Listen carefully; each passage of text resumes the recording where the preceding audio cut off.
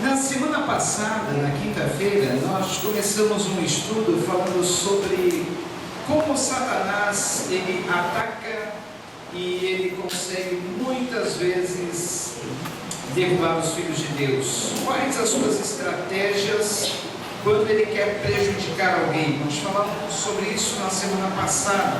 Relembrando um pouquinho aquilo que nós falamos na semana passada, eu disse que os objetivos de Satanás na nossa vida são atacar principalmente a mente, porque é na nossa mente que são iniciados as intenções, os planos, aquilo que nós desejamos fazer, começa na mente. É com a nossa mente que nós projetamos as coisas, é com a nossa mente que nós temos o desejo de servir, de agradar a Deus. Então, ele usa as armas que são próprias e os propósitos que ele tem, mas Deus colocou para nós as defesas da sua palavra.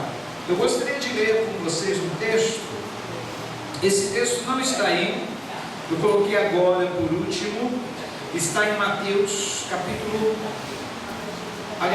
Evangelho de Marcos capítulo 7, se vocês quiserem acompanhar aí na Bíblia, Marcos 7, ou então ouçam, muita atenção, esse texto, porque tem ligação com aquilo que nós estamos falando, amém? Diz sobre a tradição, Jesus e a tradição.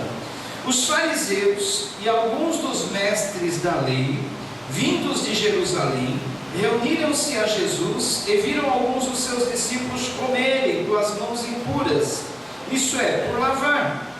Os fariseus e todos os judeus não comem sem lavar as mãos cerimonialmente, apegando-se assim à tradição dos líderes religiosos. Quando chegam da rua, não comem sem antes se lavarem. E observam muitas outras tradições, tais como lavar de copos, jarros e vasilhas de metal. Então os fariseus e os mestres da lei perguntaram a Jesus: por que os seus discípulos não vivem de acordo com a tradição dos líderes religiosos, em vez de comerem um alimento com as mãos impuras? Ele respondeu: bem profetizou Isaías acerca de vocês, hipócritas, como está escrito: esse povo me honra com os lábios, mas o seu coração está longe de mim. Em vão me adoram, seus ensinamentos não passam de regras ensinadas por homens. Vocês negligenciam os mandamentos de Deus e se apegam às tradições dos homens. E disse-lhes: vocês estão sempre encontrando uma boa maneira de pôr de lado os mandamentos de Deus, a fim de obedecerem às suas tradições. Pois Moisés disse: honra teu pai e tua mãe, e quem amaldiçoar seu pai ou sua mãe terá de ser executado. Mas vocês afirmam que se alguém disser a seu pai ou a sua mãe: qualquer ajuda que vocês poderiam receber de mim é corbã, isto é, uma oferta dedicada a Deus, vocês o desobrigam de qualquer dever para com seu pai e com sua mãe. Assim vocês anulam a palavra de Deus por meio da tradição que vocês mesmos transmitiram, e fazem muitas coisas como essa. Jesus chamou novamente a multidão para junto de si e disse: ouçam-me todos e entendam isso. Não há nada fora do homem que nele entrando possa torná-lo impuro. Ao contrário, o que sai do homem é o que torna o homem impuro. Se alguém tem ouvidos para ouvir, ouça. Depois de deixar a multidão entrar em casa, os discípulos lhe pediram uma explicação da parábola. Será que vocês também não conseguem entender? Perguntou-lhe Jesus. Não percebe que não há nada que entre no homem pode torná-lo impuro? Porque não entra em seu coração, mas em seu estômago, sendo depois eliminado. Ao dizer isso, Jesus declarou puros todos os alimentos. E continuou: o que sai do homem é o que torna impuro, pois do interior do coração dos homens vêm os maus pensamentos, as imoralidades sexuais, os roubos, os homicídios, os adultérios, as cobiças, as maldades, o engano, a devassidão, a inveja, a calúnia, a arrogância, a insensatez. Todos esses males vêm de dentro e tornam o homem impuro. Senhor Deus, que a tua palavra nessa noite, Pai, os teus ensinamentos possam encher nossas vidas, possam nos tornar mais obedientes a Ti, possam nos tornar mais abençoados, porque a Tua palavra abençoa, a Tua palavra nos retifica, a Tua palavra nos reanima, a Tua palavra nos vivifica. E assim, Senhor, que cada um aqui nesta noite possa ser abençoado através da Tua palavra, Pai. Se alguém entrou com enfermidade, seja curado em nome de Jesus, Pai. Se com problemas, ó Pai, esses problemas venham ser solúveis, ó Pai, venham ser solucionados, ó Pai. Haja paz em cada coração, em cada mente, Pai. E dá-nos uma mente que possa entender os Teus planos, os Teus propósitos, um coração aberto e disposto a fazer a Tua vontade, em nome de Jesus. Amém. Queridos, nesse texto que o Senhor Jesus Cristo fala do coração, do pensamento, esse texto aí mostra muito claramente, comprovando aquilo que nós já falamos desde quinta-feira passada, que a nossa mente, ela tem uma importância muito grande na nossa vida cristã, e Satanás, ele ataca principalmente ela, quando ele quer nos derrubar, quando ele quer realizar os seus intentos. Jesus, uma certa vez, ele foi questionado por causa dos fariseus. Vocês sabem que os fariseus eram os religiosos do tempo de Jesus, aqueles que achavam que simplesmente obedecer uma tradição, um mandamento humano, simplesmente seguindo o costume dos homens, eles estavam assim agradando a Deus. Por exemplo, eles tinham o costume, os fariseus religiosos dos dias de Jesus, de lavarem as suas mãos publicamente. Havia algumas praças públicas que haviam aquelas pias, piscinas, e eles se lavavam, molhavam as mãos, levantavam para o alto, ficavam assim chacoalhando debaixo do sol, e lavavam novamente, e mostravam que elas estavam puras. Da mesma forma, eles pegavam também copos, jarros, pratos, utensílios, traziam em praça pública, faziam questão de lavar bem, lavar bastante, mostrar para todos eles que eles não tinham impureza. Eles estando com as mãos limpas, os seus recipientes que eles usavam em casa, jarros, vasos, copos, estavam limpos, então eles estavam puros. Eles queriam dizer isso, mas na verdade, e quando eles viram alguns discípulos de Jesus chegarem da rua e começarem a comer sem lavar as mãos, eles ficaram escandalizados. Eles falaram: mestre, mas por que os seus discípulos não lavam as mãos antes de comer? Não fazem aquele cerimonialismo que nós fazemos, que os mandamentos da palavra de Deus ensinam lá no Antigo Testamento? Eles se baseavam sempre no Antigo Testamento, sempre nos mandamentos da lei de Moisés. E havia na lei de Moisés os mandamentos com relação à purificação dos sacerdotes, purificação das partes do seu corpo, purificação de utensílios, enfim. E eles se apegavam nisso. E eles então questionando a Jesus: por que os seus discípulos não fazem isso?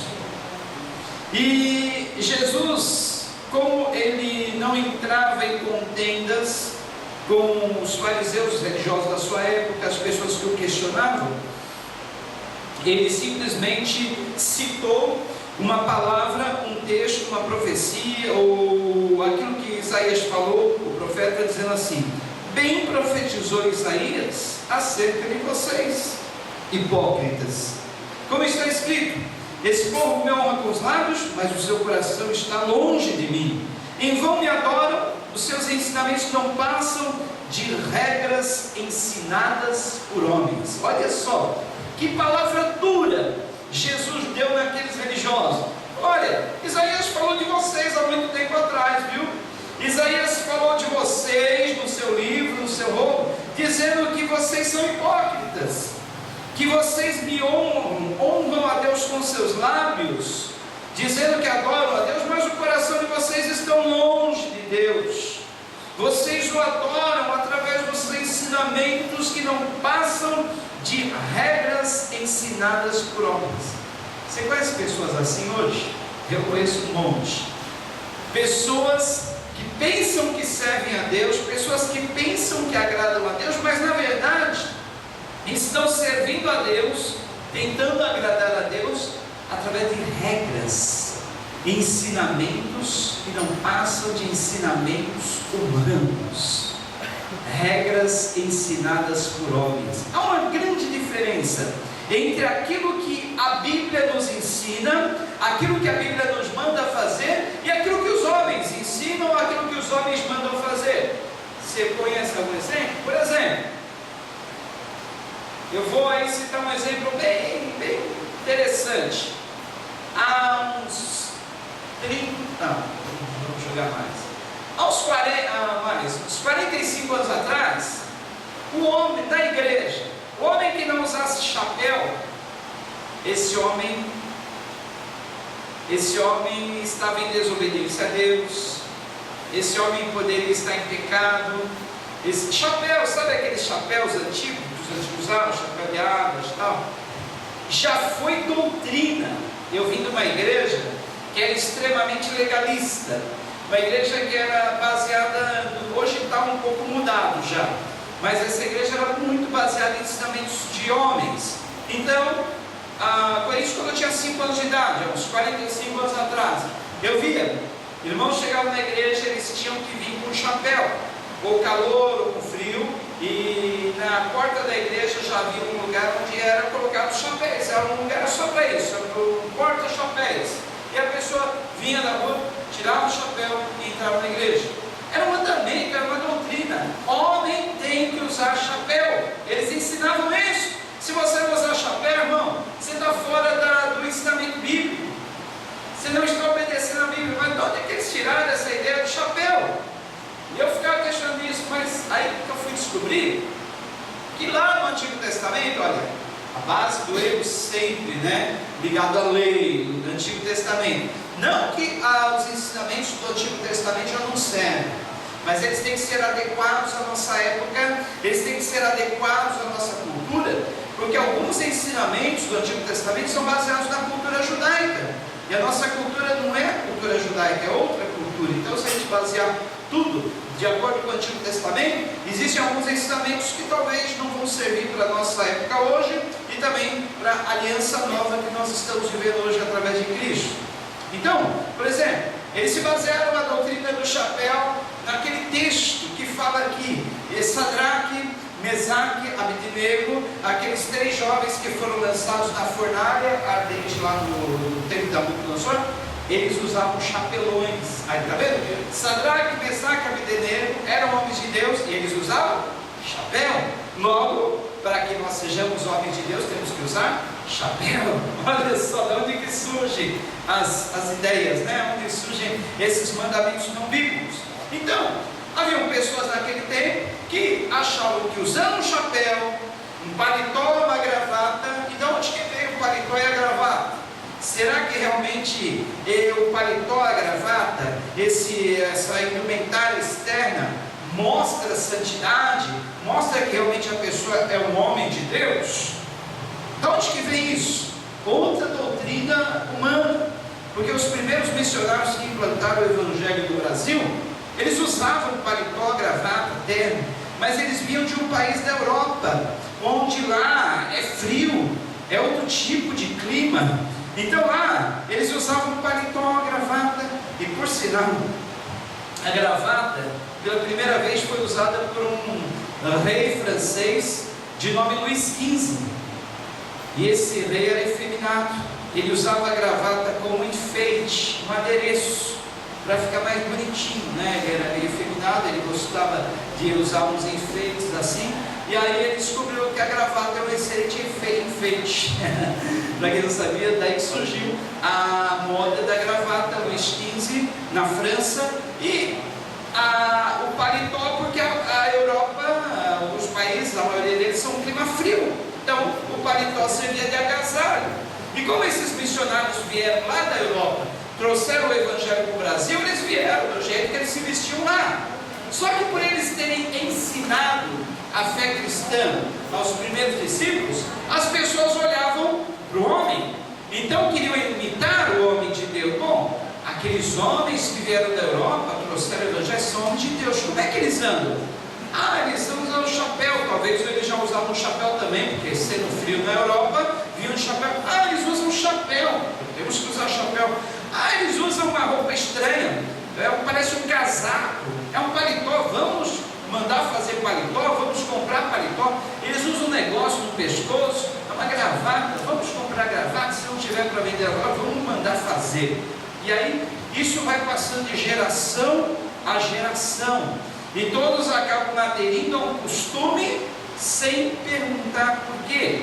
Agora a pergunta: será que o paletó, a gravata, o terno torna alguém mais santo? Torna alguém um homem de Deus? Torna alguém mais puro? Não, pelo contrário, vai tornar a pessoa até mais suada.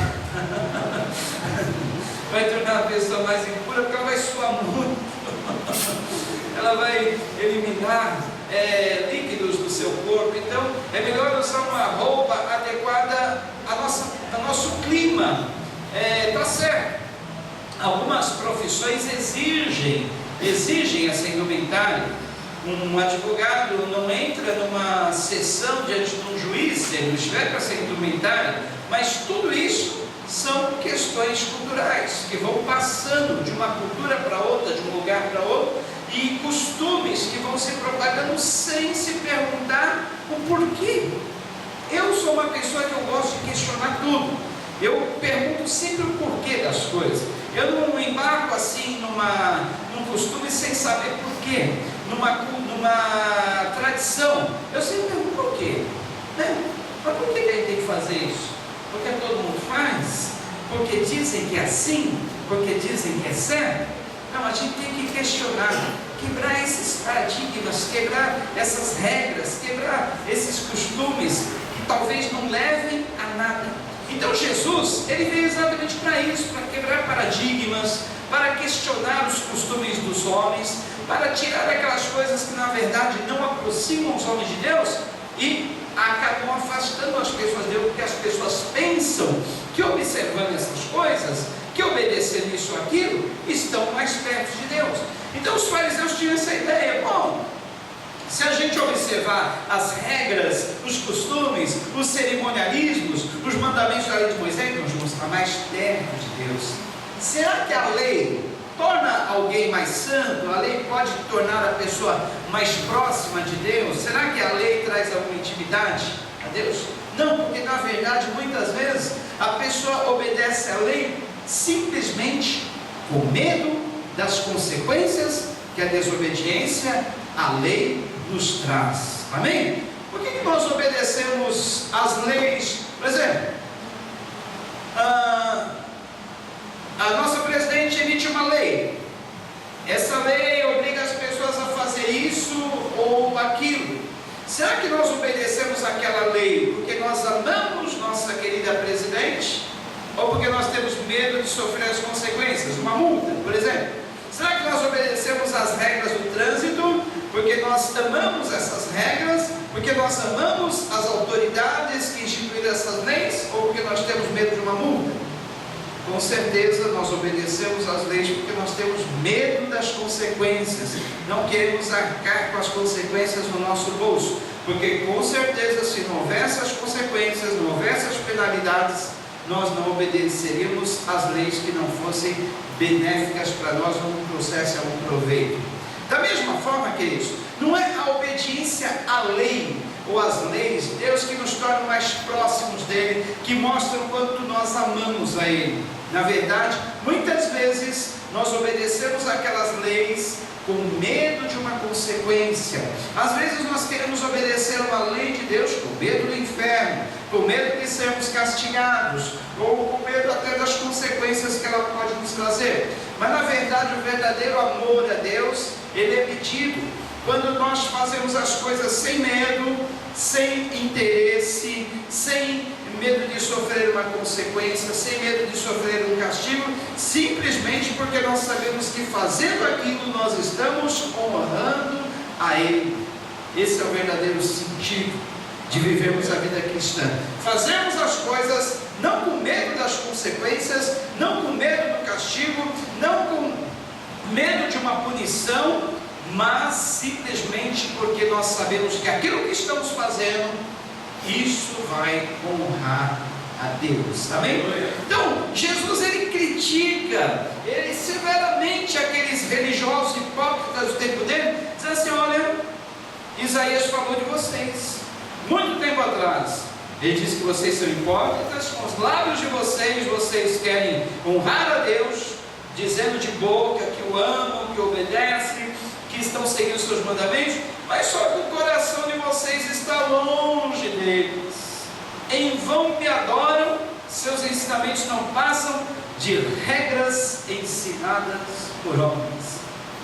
Temos que distinguir o que é o mandamento de Deus, o que Deus nos manda fazer, é aquilo que é regra, ensinamento de homem, ensinamento humano, porque aquilo que é regra, ensinamento de homem, não irá nos aproximar de Deus, mas aquilo que realmente é ensinamento de Deus, aquilo que é mandamento de Deus, vai nos tornar mais próximos de Deus, amém? O que é a regra de homem e o que é o mandamento de Deus? Isso é o que nós precisamos saber. Agora, queridos, abrindo um outro parênteses, nós sabemos que a ciência, a tecnologia, ela desenvolve, ela evolui, e a medicina acompanha esse avanço, essa evolução. Há muito tempo atrás, a medicina, a psicologia, aquelas ciências que estudam o cérebro humano, aquelas ciências que estudam a alma humana, eles tinham um conceito: todo centro do homem, centro das emoções, centro dos pensamentos, centro da vontade, do desejo, estava no coração. Era o coração que sentia, era o coração que pensava, era o coração que imaginava, era o coração que obedecia, tudo no coração. A ciência antiga, medicina antiga, psicologia antiga, psiquiatria antiga, as ciências que estudavam a mente, o comportamento, as emoções, centralizavam tudo no coração. E como tal, olha, nos ensinamentos da Bíblia, nas partes que a Bíblia fala sobre a mente, olha, sobre a vontade, sobre os desejos, sobre as imaginações, ela usa o coração, porque era um pensamento corrente naquela época. Só que com as coisas evoluindo, os cientistas, os entendidos descobriram que aquilo que os homens atribuíam ao coração, na verdade, era a mente que era responsável.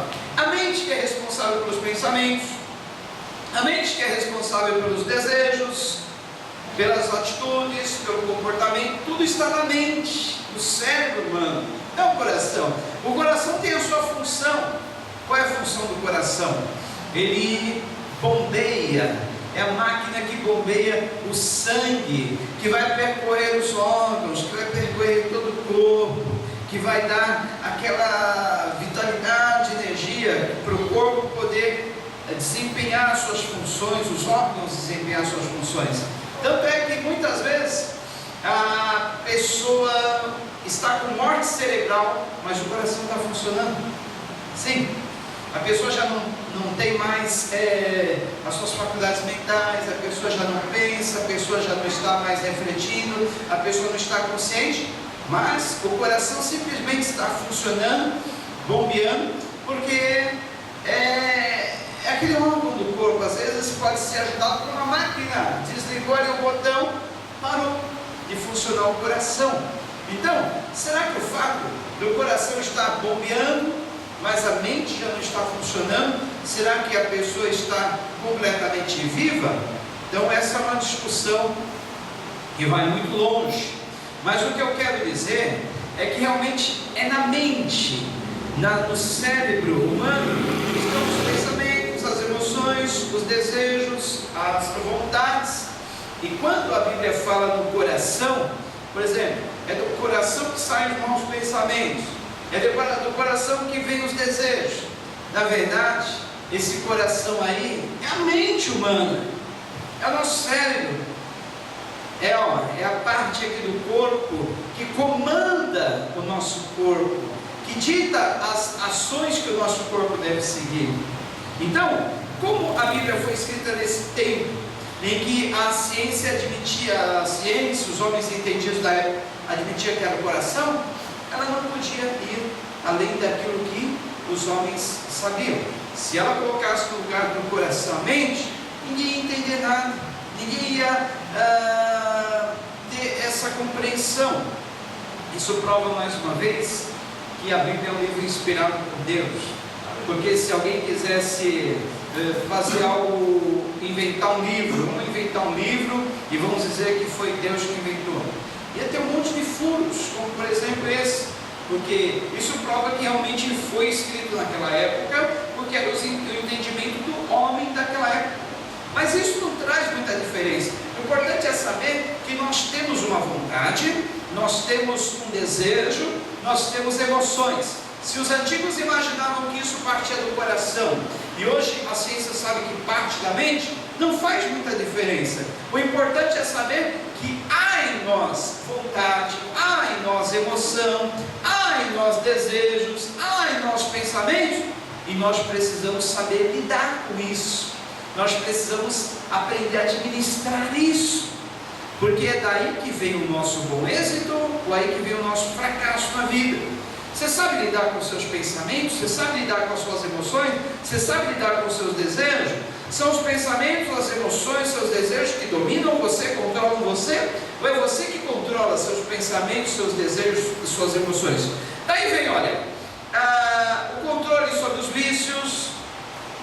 Daí vem, olha, o controle sobre as ações erradas que nós praticamos, os maus hábitos, a má conduta. Tudo isso está ligado à forma como nós administramos nossos pensamentos. Como você tem administrado isso na sua vida?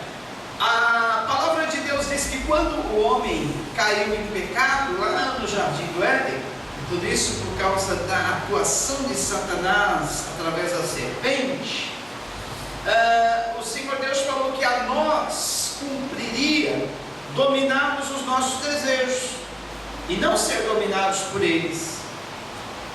Paulo fala na carta que ele escreveu aos Romanos, no capítulo 7, que é uma luta contínua entre nós, o nosso espírito e a nossa carne, entre nós e os nossos desejos.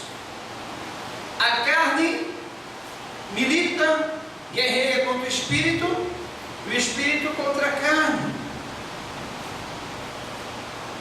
A nossa vitória se baseará se nós estivermos com o nosso espírito mais forte, porque se a carne estiver mais forte, ela vai dominar a carne, ela vai dominar o espírito. Então, aquele a quem nós oferecemos os nossos membros para servir, ele se fará senhor sobre nós. Ou a carne se assenhoreia de nós, ou o nosso espírito se assenhoreia de nós.